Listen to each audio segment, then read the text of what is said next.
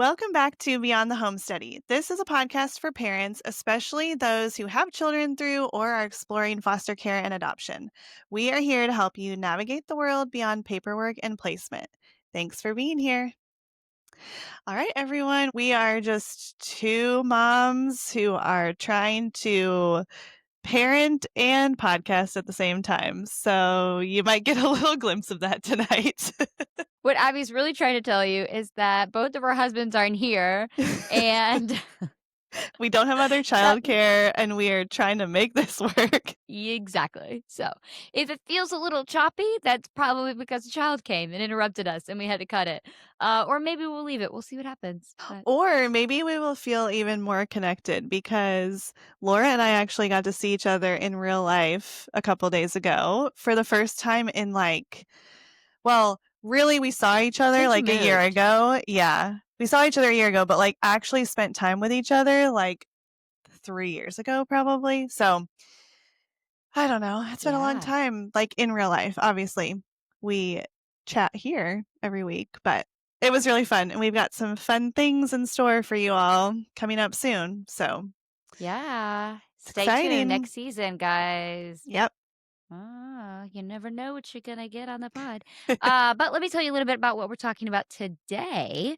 So today we're talking about how we can stay calm when they can't. So basically, guys, we're talking about what do you do when your child is freaking out, but you feel like you're freaking out. So a couple things we're gonna go over. What's co-regulation? We've talked about it once or twice, but we're gonna really get into like what does that even mean? What's it look like? Maybe some mantras or phrases that we can do to help. And then, like, let's be honest, we all want to know, but what do you do when you lose it? And I say when, not if, because at some point in time, we all lose it. So that's a little bit about what you are going to get today. Yeah. And you might get to see some real life examples of that. We'll find out. We'll see if we leave them in or if we cut them out. But Oh, no, man. I have some, literally, there were real life examples that happened 1 hour ago leading up to today. same, So, same. we are just real people, you guys. Yeah. Well, okay, we'll get into some stories and things as we go along, but since everyone is calm right now, let's just jump right in. Let's define Yeah, let's do it. co-regulation. Define it and talk a little bit about why we're even talking about it. Abby, what do you think? Like, did you look it up? Like, do you have a true definition, or do you? Okay, so what's your like Abby definition? Okay, just like average mom definition is I don't know. I feel like it's kind of what you said already, like when you and your child are both dysregulated and you're trying to at the same time be regulated together. Okay, close, not Okay. quite. Hold on. What? Well, baby, I'm doing the podcast with Abby. I'll come sit with you when we're done. Okay? She's doing like a little penguin waddle. Okay. Yeah. So close. Co-regulation is when your child is kind of quote borrowing your calm. So it's not actually when you aren't calm, it's when they aren't calm or regulated and they need your calmness in order to then get regulated. So, Got it. hey, baby, just get yourself a snack. You can get a Z bar, you can get whatever you want. Get yourself a snack. She's going to get gummies and she's going to eat the whole bag. It's fine. Anyway, She'll be up late yeah, anyways, so that's so. what it is. Okay, so it's not like I guess in my mind I was thinking of it as like you're already dysregulated as a mom or like as the parent, but it's really you're like the centerpiece of like you're already calm and then your child is borrowing that from you. Yeah, but you present a really common problem. What if I need to be calm for my child, but I'm not calm? Yeah. Right. So, but Yeah. so that's a problem, and we'll talk about that a little bit later. But co-regulation is actually using someone else to help regulate yourself. Can you as a parent borrow calm from your child? Absolutely, you can co-regulate with anyone. You can Yeah. co-regulate from your spouse. Yeah. Um, yeah, it's when you don't have enough, like you don't have the calm for yourself. You're not regulated, and so you're using someone else who is regulated to help yourself be regulated. Yeah. Cool.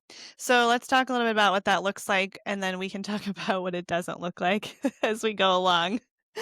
Or what do But you do when it doesn't? Yeah. yeah, but maybe do you have any examples that you can share, and then I'll kind of, like, jog my mind too.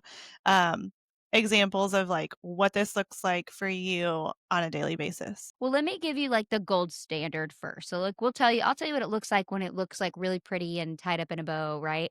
And obviously, this doesn't happen all the time. But I will say, as a therapist, like, as an OT, this is much easier for me to do with other people's children.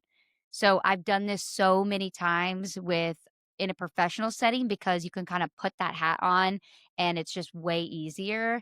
You're almost like disassociated. And then as a mom, on one hand, I have that practice, so I have that, like, ingrained in me, so it's a little bit easier for me to tap in, but it's still harder because, like, my kids have their own triggers for me or my triggers, but you know what I mean?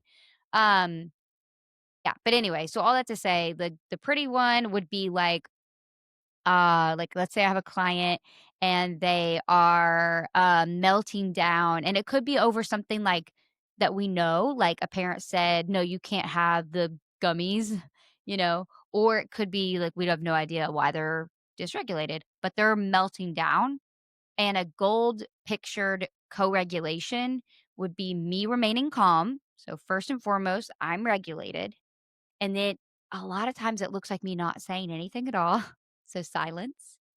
Opening my body up in, like, a really warm and inviting posture. Um, it could be, like, sitting on the ground, and letting them, like, flail. Um, it could look like offering a hug, "I'm here if you need it. Would you like a hug?" It could look like taking exaggerated deep breaths, so I'm showing them automatically, you're gonna probably start going, "Oh," and taking a deep breath too, like, that's Yep. co-regulation. Ooh, that's really cool. I like the deep breath example because it's so true. Even, like, I was just reading a book tonight to Judah, and it was, the little kid in the book was yawning, and I start yawning. Just, like, things like that. Like, it's so funny how when you see something or hear something, like, it makes you wanna do it. That's cool. Yeah, I think Mirror that's neurons, baby. I know, is that so it's so crazy because even a yawn, like, if I heard you yawn, if I, like, wasn't even looking at you and I just heard it, it would make me wanna yawn. Well, I'm, like, I suppressing it right now, just in Yeah, saying it, like, I I know, can it's feel so it. contagious, so funny. But, no, I think that's really good. We've talked before about, like, just the importance of not always having to say something in that moment, like, when your child is having a meltdown, whatever that might look like, having a moment where they're dysregulated. And I think I still need to remind myself of that. There were moments today where Judah said, "Mom, I'm sad." And I'm such a fixer, I'm like, "Well, tell me why you're sad. What's going on? Why are you crying? Why are you?" I was just like, boom, boom, boom, like firing things off. And I'm like, I walked away and I thought, that is not what he needed me to do. Like, I knew it in that moment. So, No, I will say something about, like, breathing. Like, I could say a lot about it, but breathing is very regulating, but you know what's not regulating typically? Telling someone who's really upset, "Take some breaths, come on, take some breaths, let's do it." Like, that's actually not calming or helpful. oh, that's good. Yeah, that's good. I mean, you can cue your child, don't get me wrong, like, there are times I'm like, "Alright, let's take some breaths together." Like, that's a little different, but yeah. Yeah. It's like telling Yeah. someone who's hysterical, like, "Calm down." Yeah, I mean, at some point, it's like, that's not it just is gonna rile them up more, I think. I mean, whether you've told them something that they already don't wanna Yep. do or whatever it might be, and now you're telling them something else to do that they don't wanna do. So, yep. Oh, yeah, absolutely. And, like, breaths are effective, like, they are very effective, but you have to find, like, what works for each person. So when you're working on these skills with your kids, so co-regulation, like the goal is to get everyone regulated in that moment, but the long-term goal is self-regulation. Co-regulation is what you need in that moment, especially when you're still building these skills. They don't have them yet. But really, like our goal is for our children to be able to self-regulate. And there are lots of ways that we can do that in terms of like teaching them. And breath work is definitely one. But just know that for me, it works best if I breathe in through my nose and then, like, I make my cheeks big and breathe out. But, like, other someone else might wanna do square, or they may wanna, like, purse their lips, like, just, like, there's so many different ways. Yeah. Yeah, that's good, and finding, like, what works for you and then what works for your child. Even there's some, like, little songs like, Miss Katie from the Super Simple Song, she has, like, a little I'm not gonna sing it for you, but you can look it up, but, like, just a little song about breath and, like, how to take deep breaths and when you should and different things like that, and so, yeah, having some, like, different cues like that. Yeah, you don't wanna hear me singing it. Oh, Oh, man. that's funny. Yeah, no, I love songs. And Mhm. there's obviously, like, breathing is one of a million tools to be used, for regulation, but It's one that's, like, very simple and accessible, though, so I think that's a good one to just Mhm. keep in mind because it helps you. I mean, you're trying to stay if you're already regulated and you're trying to stay regulated, it's something that can be super helpful for you too. That's good. Yeah, absolutely. Thanks so much for listening to Beyond the Home Study. If you've been enjoying the show, we'd love it if you could take a quick moment to leave a 5-star review and share this episode with a friend. These are the best ways to help more families find these conversations and join our community. So, do you want to share any personal stories from the last couple of hours? Um, well, before we get into, like, my personal stories are more about what happens when you're starting to lose it or you've already lost it. Okay, okay. So, let's, like, pause, put a pin in it for just a minute. Let's talk a little bit about, what co-regulation or regulation in general, like, teaching those, like, independent regulation skills can look like in a variety of, like, ways. Because, like, the way that I described was kind of like a, quote, "tantrum," but some of our kids, like, they're not having an age appropriate tantrum. They're having a trauma meltdown, like, they have got sensory overload, or they feel unsafe, or, there's something more going on, and they're having a true meltdown. And I think those are the moments that can be so, so hard. Um, Hard for that. Like, even if you're calm, like, we'll just take that aspect out and say you're calm. It's still really freaking hard to co-regulate a child that's, like, freaking out? Mhm. Yeah.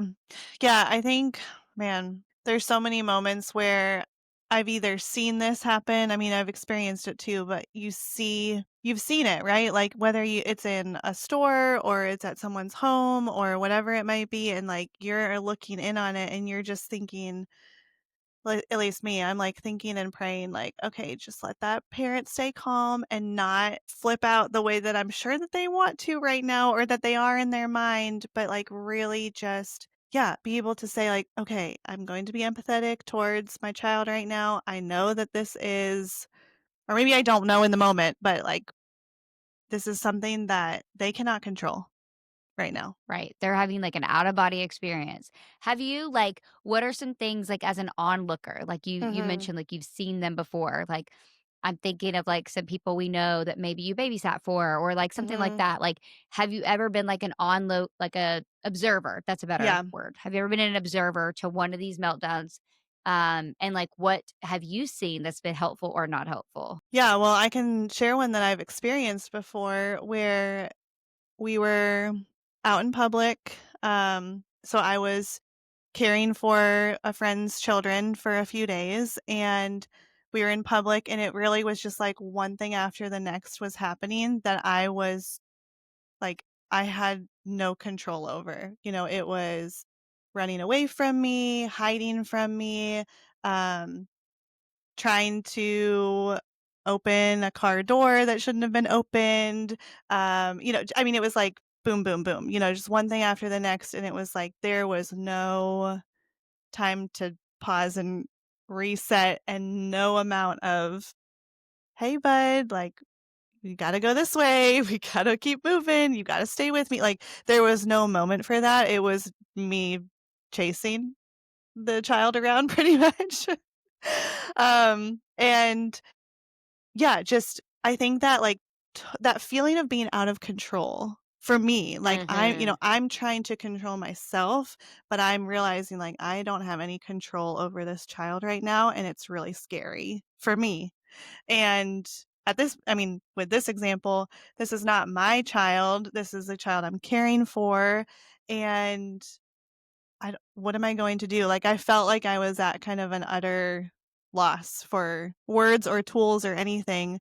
And of course, being in public, we've already talked about, like, I get sweaty dealing with these things in public. You're So like drenched in sweat. you could just imagine. Oh man. And for I'm sure that other people can relate to this too, but, like, in that moment, I thought I was doing the right thing by, like, "I'm gonna take you out. We're going to go do this fun thing. I'm really putting myself into, like, I planned this. I, like, thought it through, all these different things, and it's totally backfiring on me, so then I'm feeling, like, an emotional response to that too of, like, Mhm. no, like, this is supposed to be a special holiday thing, like, all the expectations you put in around it. So, yeah, but that was when, like, truly only God spared us all from that because there were some moments where I didn't think I was gonna make it. Uh, I don't know if that even You answers your bring up like a question, but couple. No, yeah. it does. I think it brings up a couple really good points. Like one, you're kind of like talking about in the last episode, we mentioned some like red flags and like one of the things I mentioned was like giddiness or like silly hyperness. Mm, And I think that's kind of what you described. You mhm. know, that child wasn't, it sounds like, wasn't being like aggressive, No. wasn't throwing themselves on the ground crying, but they were very clearly dysregulated. Yep. Right. And so Yeah. I think like so I think 1, that's a great example of that. And then 2, I love that you're pointing out this like utter like fear from being out of control. And I think that's the root of a lot of like Mm, our parent issues. You know, and I think on one hand, control when it comes to safety is great, right? of course. Right, like, if you're running around in a parking lot, there are cars, like, you wanna be in control. That's a good thing. But I think that is a really important distinction when you're feeling that way, like, if you can attune to that in that moment, like, Mhm. I feel out of control." One, that's helpful, like, name it, right? "I feel out of control."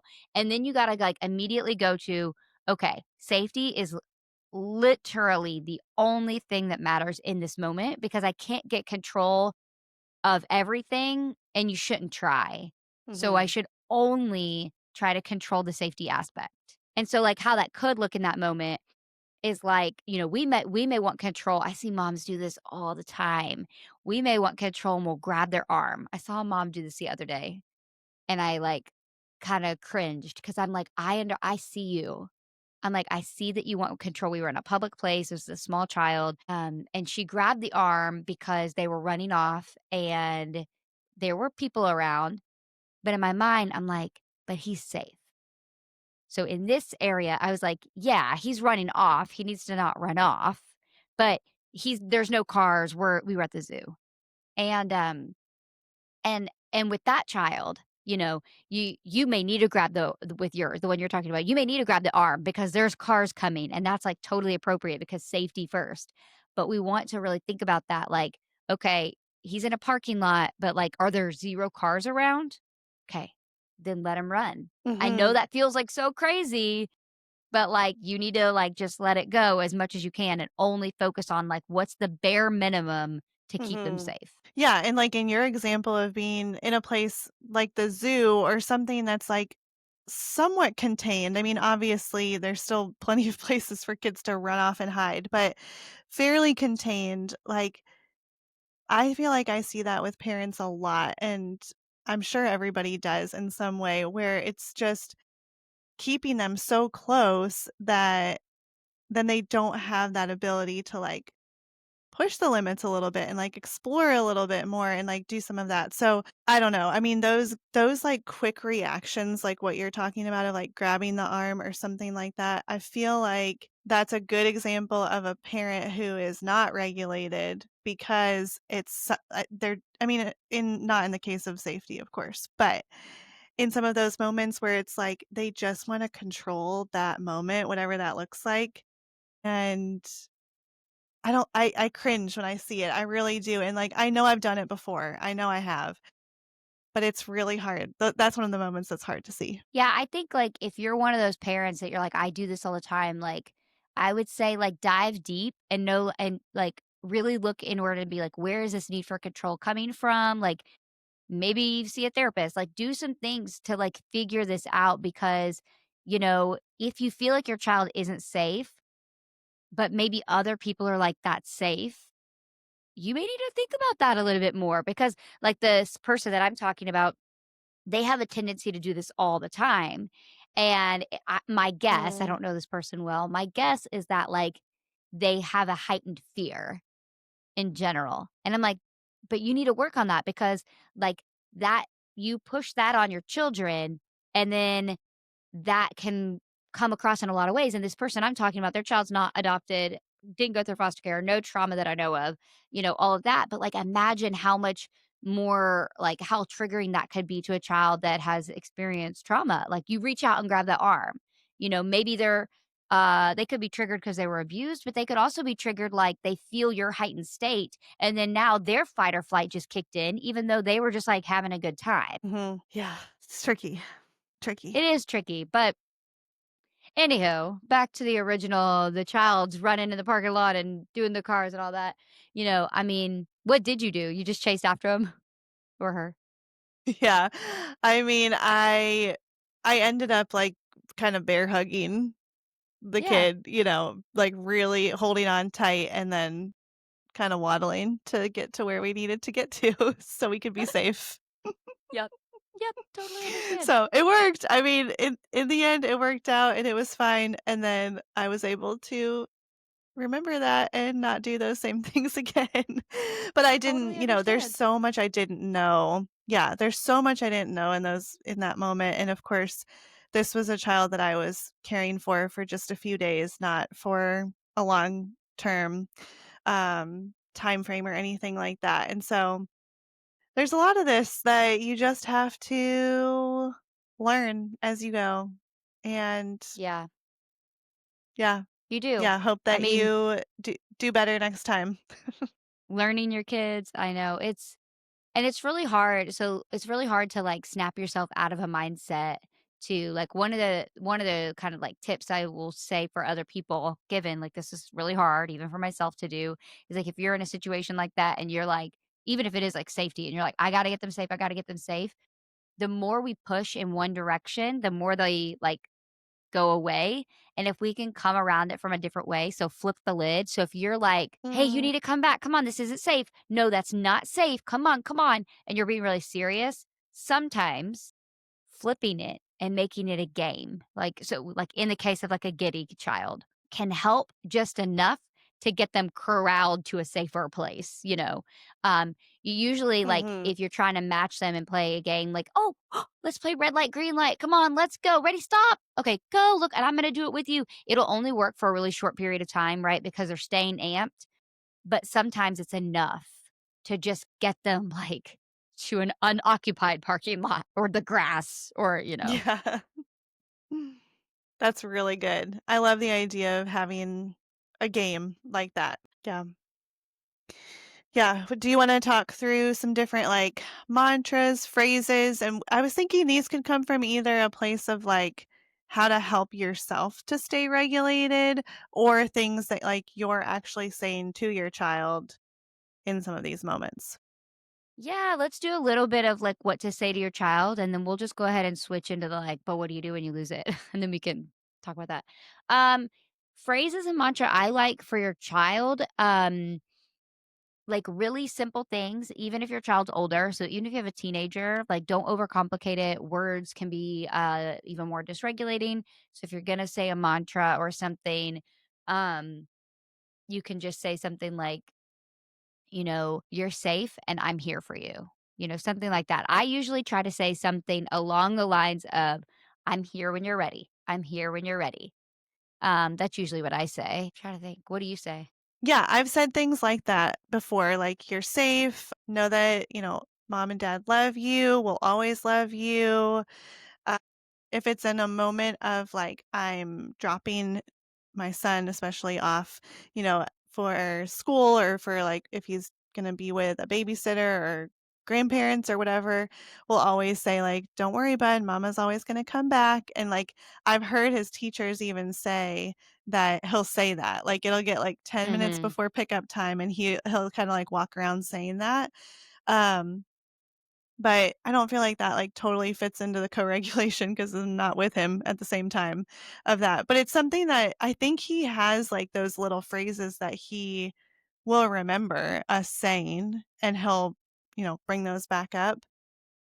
Well, Um, that's self-regulation. a lot of, like yeah, I mean, and that's taken a long time. He's, almost 4, and we started some of that, when he was really, like, just over a year, and I've definitely seen him start to adopt some of these phrases and different things, or, like, if I start saying something, he can finish it, or same with Josh, which is pretty cool. So, yeah, that's, like, what, you're putting in the work now so that, whether you're doing that when he's co-regulating, like, it could be that Mhm, you're dropping off and he's crying, and you're like, "Remember, mom comes back," taking breaths, like, doing all the things, and then that mantra then becomes the tool that he uses to self-regulate later. mhm.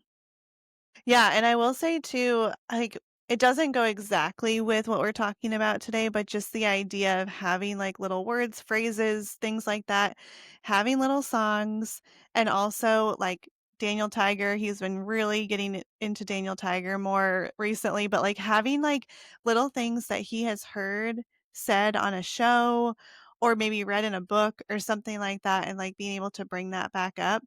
I think that's a way I mean, I'm trying to, like, grow in my ability to memorize specifically memorize scripture, but, like, just being able to memorize songs or different things that, like, I wanna sing to him or sing to the girls at night and, like, really trying to stretch my mom brain to remember Mhm. things like that, and I think it's, like, he's catching on to that too because he's seeing that, which is cool. Yeah, and I always think, like, for you older for parents of, like, older kids and you're like, we're way past the Date Tiger stage."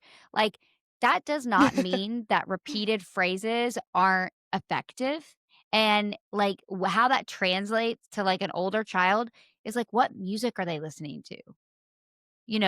Like, they're hearing if they're playing like, you've got a 13-year-old and they're blasting music all the time, what's the message that's constantly in their head? And I'm not saying this as like a, "Don't listen to Taylor Swift," or, like, whatever, like, we're not going down that rabbit hole right now. I'm just saying, like, you can use that as a tool to be putting positive things in their head. So, like, positive affirmations, like taping things on their mirror, like, little love notes in the lunchbox, you know, playing like if you're like if they I know some like older kids listen to Yodo players too. Like maybe you record an audiobook and at the end of the audiobook, like you have something that you say. Or at the end of every chapter, you Yeah. like get like just there are lots of ways to like incorporate this even into older children. And it does play into what we're talking about because all of these are tools this is just tools for self-regulation as opposed to co-regulation, but, like, they're all interrelated, you know? Yeah, I think that's great, and it's good for you as a parent to find those things for yourself too. What are you listening to? What are you repeating to yourself? Some of those you could take the same advice as what you just gave for yourself. Yeah, there you go. And in fact, that's a great segue into what do we do when I'm gonna lose it? I feel like this You could should be have some like a phrases. segment of our show. This could be like a segment, like once a month. What do you do when you lose it? What do you do when you Oh lose it? man. Okay. Or just like a what I did when I Oh, lost it today, something like that. Oh. that would be great. Goodness, I know. Sometimes I'm like, do I want to air this all out? Yeah, people like we need to know we're not alone. Mhm. Oh, goodness. Yep. Yeah, so, okay, you said you had some examples from today. Y I'm sure could think of examples from today too. There's Um, lots of, yeah. chaos around here. So I want to throw this out there. I do think we should like normalize what it's like, not in a way to like affirm or say like this is good, but to say like you're not alone and like your best friend may handle things way different than you. And sometimes that can feel That's isolating. good. Like even as like as an OT and like having the head knowledge of some things, I still can feel insecure because I was raised around some like my parents didn't do this all the time, but like my parents yelled. And I have a tendency to yell when I'm feeling dysregulated. But that's not everybody. My sister actually doesn't, even though we were raised in the same house. Um and so, like, different people respond in different ways, and so I do think it's helpful to share even some of the unhealthy things that we do just so you know, like, "Hey, we're not perfect, there are different ways to handle it, and this is what I do when I mess up because it happens." Yeah, that's good. That's so good. It's interesting that you say that about your sister too, because I think that a lot of like, yeah, my siblings and I, we are very different people. And two of us now, me and my brother, we're both parents and we parent in different ways. And just, yeah, being able to see that, it's like, yeah, we came from the same household. We just took some different things with us. Right. Okay, so my example from today, how I was losing it. So, it was all in preparation for this podcast, so really, I blame you guys, the audience. No, I'm kidding. Um, but Or me don't for we all coming up know with the it? topic today. But I mean, like in true fashion, like I'm sure you guys will resonate with this. Like when we have like a timeline for something. So for me, I'm like, okay, we need to get these things done because then I'm going to record with Abby. When I have a timeline, it definitely ups the ante for our kids, but it ups the ante for myself too. So it makes me in a more heightened aware state and I'm less regulated or like my cup is not as full so when something does happen, I have less to pull from because I'm already feeling like a little anxious because I've got a deadline, right? So, being able to recognize these things in ourselves, like that's helpful. So for me, I'm on this deadline. I'm like, okay, we got to get these things done. And I'd already told the kids, and maybe this was part of my mistake, that they could watch a movie tonight, because I was like, what am I going to do with the kids when I'm recording? I'm like, all right, you guys can watch a movie. So we're going to eat, you're going to take a bath. I'm going to make dinner. You're going to eat dinner and and then you can watch a movie. So my daughter, um, was really struggling with not wanting to take a bath. Okay. And I just couldn't in that moment, and I had been fine, like, I was fine, I'm fine, I'm fine, and then I'm not, and I'm, like, so frustrated at fighting for control. I'm like, "You will take a bath," which this isn't how I talk to my kids normally, so this is already a sign that, like, if I'm being, like, very, like, uh, like, giving, like, declarations like that, then I'm alr you could that like, I'm dysregulated. I'm like, "You will take a bath, and this is what's gonna happen," and bah, you know? So that's kind of the context of what was going on there. And some unhealthy things that I did was yell, right? So I raised my voice at my children. Um, I was, impatient with them. And this one's debatable on whether you want to call this unhealthy or not. I slammed a door. You guys, I'm just airing out all the dirty laundry. I've actually mentioned this before. I I know, I'm slammed like, "Ooh, I wanna doors. hear." Yeah, so I slam doors on purpose, actually, because although it is not the most helpful tool when you're feeling dysregulated, it is a diffuser for me. So Mm, if I slam a door, it gets out some of this like pent up like anger. And part of that is hmm, sensory. Like when I slam the door, I feel the vibration, I hear the loud sound, and then I get a push something really hard. Okay. And sometimes that release and that sound is enough to where then I can like start to work on the decompressing. hmm, I know, it's fascinating. So, although I don't really want to teach my kids to slam doors when they're upset, um, there's a part of me that's okay with it. And I want to put this out there because like, you're not a monster if you feel this way, Like, there's actually, like, real reasonings behind that, and if that's you, for whatever reason, the way you were raised, just the way that you are, know that you need to channel it. You can't just, like, get rid of these things on a mhm. dime. You need to give yourself some other way to get that out so that you are keeping everyone safe. So That's what I do. I slam a door if I'm feeling that way, and then I walk away, and I'm able to do some breaths and calm myself down, and then I do some repair work, but we can talk about that. So, that's my story, guys. Yeah. Yeah. I think, man, it's so relatable in so many ways. Um, I'm trying to think of what my version of slamming the door is. I think it's like getting a workout in or something. Like I don't think I have something like in the moment that I do like that, but it's like I have to go move my body or like do something like that. But in the moment, it's like I can go just pick up some heavy weights in that moment. So, So, my question would be, like, when you are in the moment and you're hitting, like, 10 out of 10, like, what's your body feel like? like I have a 100-pound weight on my shoulders because my neck and shoulders feel super tense. That's like where I feel it. Like I feel it like creep into my shoulders and my head. And you're not a yeller, alright? So, what do you wanna do? Like, in your most unhealthy moment, like, what are you wanting to do? Um, go be by myself. Okay, that's what I was thinking. I was like, I bet you wanna be Yeah. isolated. Yes. I wanna go take a shower with, like, only this is so funny, but I have, like, a nightlight in the bathroom, and I turn the nightlight on, and so I'm, like, I take a, like, super hot shower in a dim light. That's what I wanna do, That's what you wanna do. You're like, which "I'm is what I so mad right which is now. what I All I do. wanna do is take a shower Yeah. So that's what in I the do dark." most nights in the dark.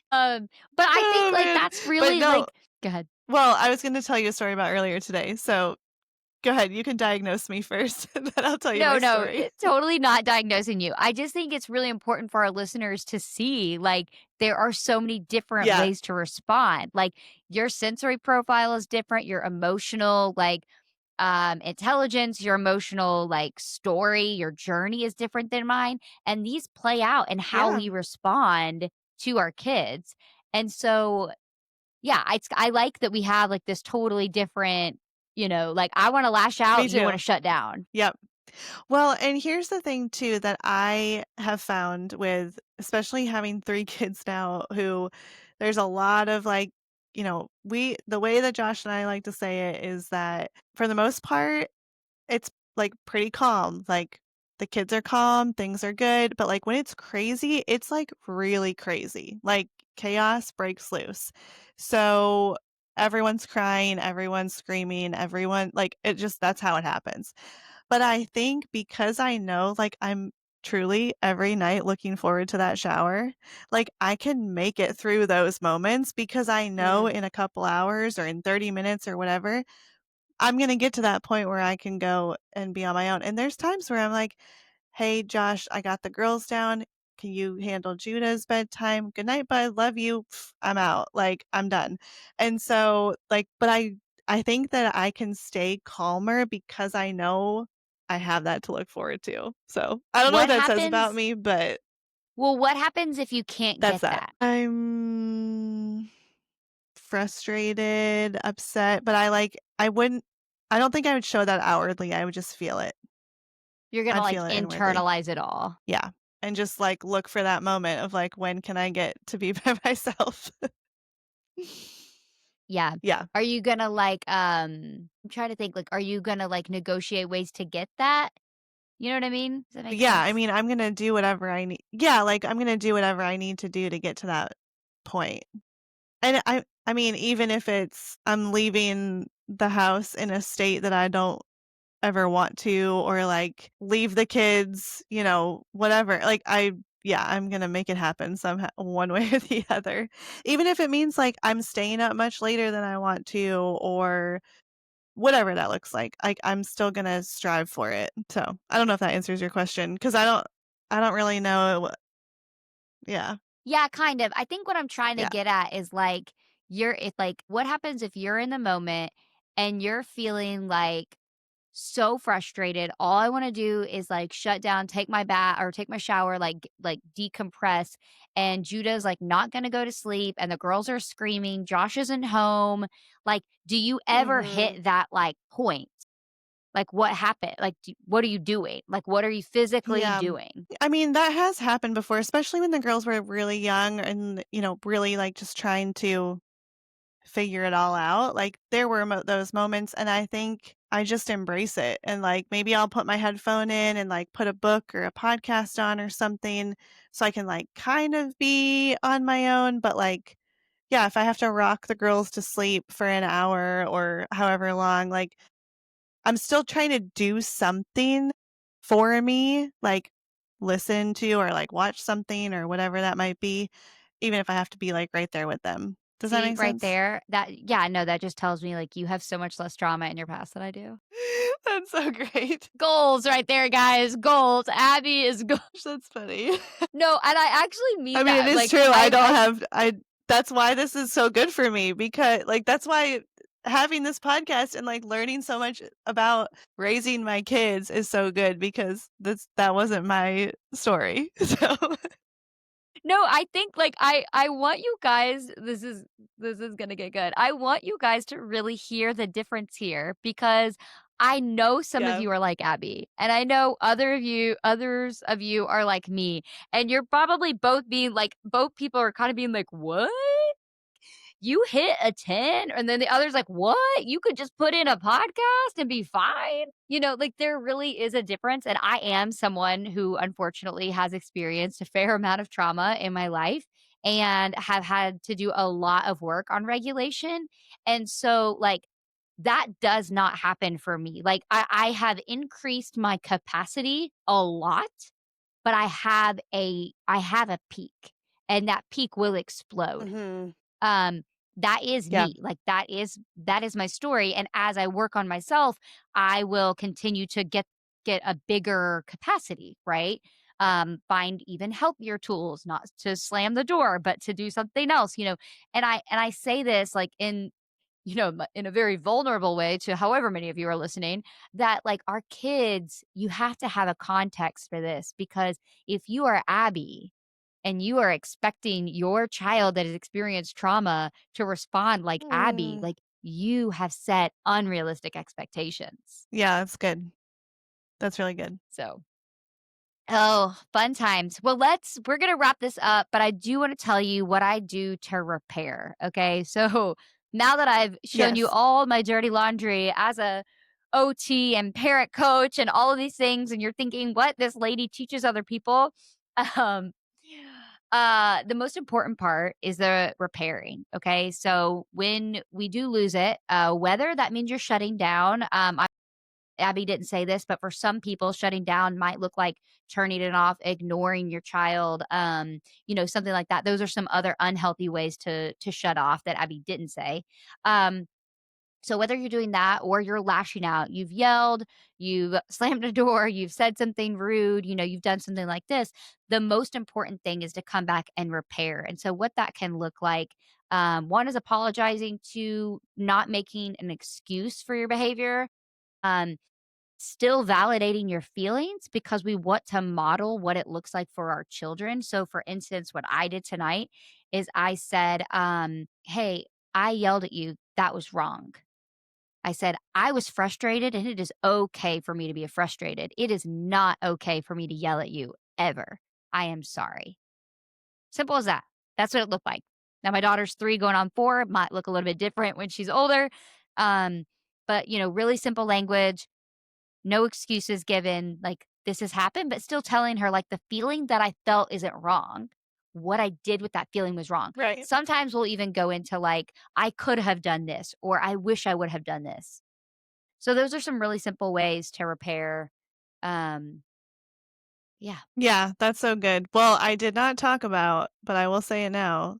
I did have a moment today that I did ignore my child, but we were in the car, we were in a safe spot, like he's strapped in back there and I'm driving down the road and I'm like, I'm not going to answer any more of your questions. So I'm going to put my headphone in while we're driving in this car.